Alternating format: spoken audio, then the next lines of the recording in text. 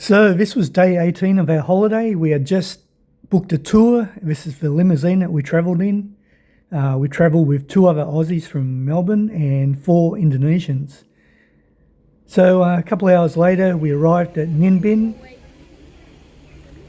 We were going to go for a walk around the ancient capital. Here it is here. Extremely hot day. Must have been about 38 degrees Celsius. You couldn't bear to stand in the heat too long. Tour guide did a really great job. His English was pretty good, easy to understand. So we just walked around. Here's the koi carp. You can buy food here and feed them. That's a couple of our fellow tourists in our limousine. And then we're walking towards the area where you get onto the boats.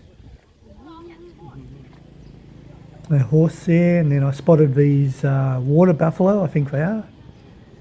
They were chowing down on some leafy veggies. So yeah, we walked around the ancient capital for about an hour, then we boarded our boats.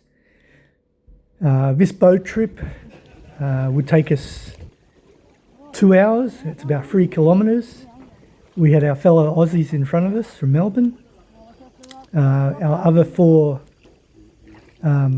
tourists were in another boat, and at times we actually caught up to them and whipped out our oars and started paddling like crazy to try and pass them. It was a lot of fun, actually. Yeah, we felt sorry for the guy because our combined weight with the guy paddling must have been about 300 kilos. So he was paddling about 300 kilos. So we felt sorry at times. We got out the oars and helped him along. They provide umbrellas, as you can see, which is a godsend because that hot was really, really intensive.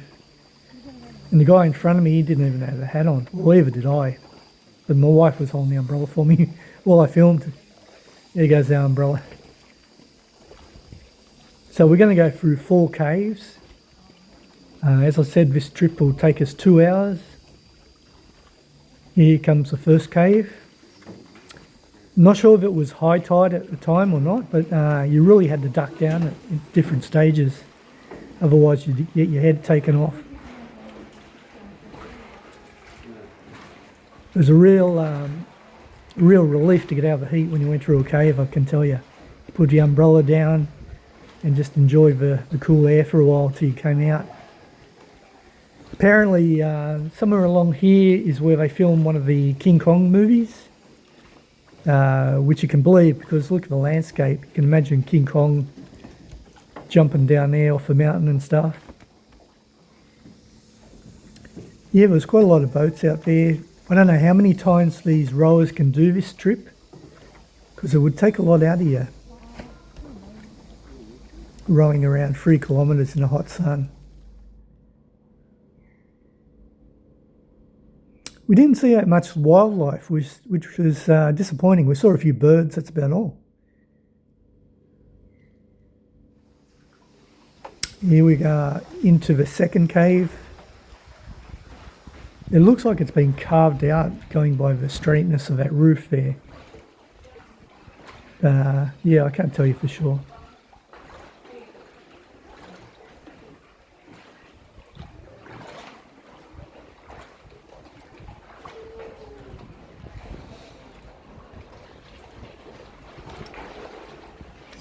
Yeah, much, excuse me, much cooler in the caves. I thought I'd see a few bats flittering around, but nothing. Didn't even see any fish in the water.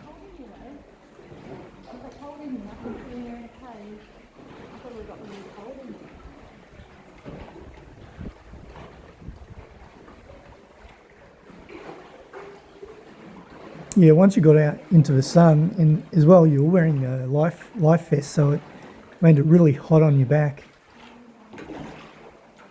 And there was no breeze outside at all.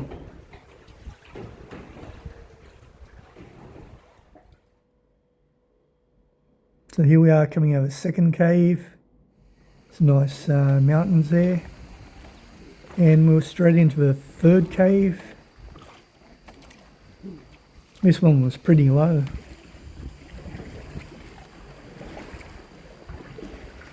I was doing a lot of filming, so I had to have one eye on the camera and one eye on the roof there, roof of the cave, so I didn't bump my head or drop my camera.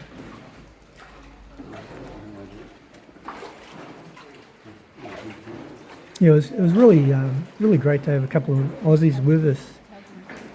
So it was 4 Aussies in one boat and 4 Indonesians in the other boat from our tour party, and all of us got along really well. The Indonesian people could speak English pretty good. You can see how the rower's really struggling to push through there. Yeah, I think looking back, this was the best part of a holiday for me. I really enjoyed this boat ride. Finally coming out of the third cave.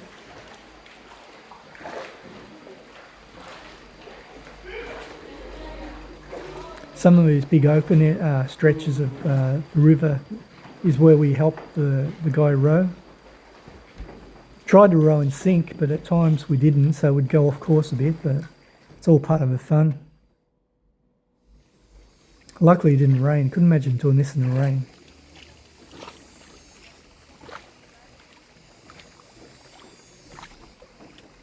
Yeah, really beautiful scenery and very tranquil. All you could hear was the lapping of the oars hitting the water.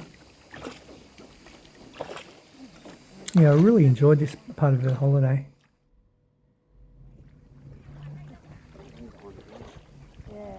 Here we are going under the bridge.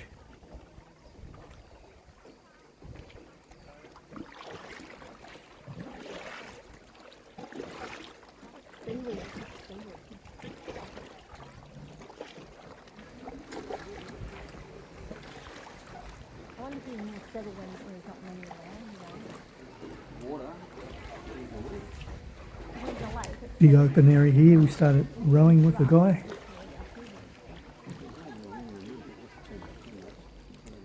And here we are going through the 4th and final cave. We booked this tour through actually it was through a money exchanger, not far from our hotel, the Sunline. A very friendly young girl that would exchange our money, so she also did tour booking, so we booked through her. This tour cost us 140 Australian dollars, that's for the two of us. And I forgot to mention, they provided a buffet lunch, it's part of the package. And I can tell you, the food was amazing, there's so many courses. I didn't get the camera out because I didn't think it was appropriate to film, other people and that. So anyway, a couple of hours later, we're getting back to near the docking area when we get off. We ended up tipping the boat guy 200,000 Vietnamese dollars, which is about 11 Australian dollars. And we tipped the tour guide 100,000 Vietnamese dong, which is about $6. Before we headed back to the hotel, we stopped off to get some drinks and that. And I happened to see this shop with a whole bunch of toys. And being a kid at heart, I just checked out the toys, did a bit of filming.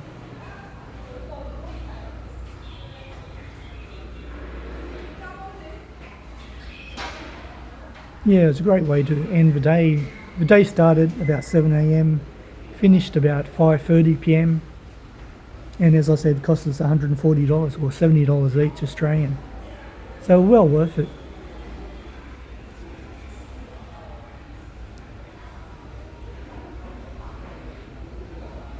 So as I said earlier, this is day 18. We had 3 more days after this. We're going to go to the Vietnamese War Museum soon. So I hope you stick around and check out the next video. Many thanks for watching. Hope you can leave me a comment because I enjoy reading the comments and replying.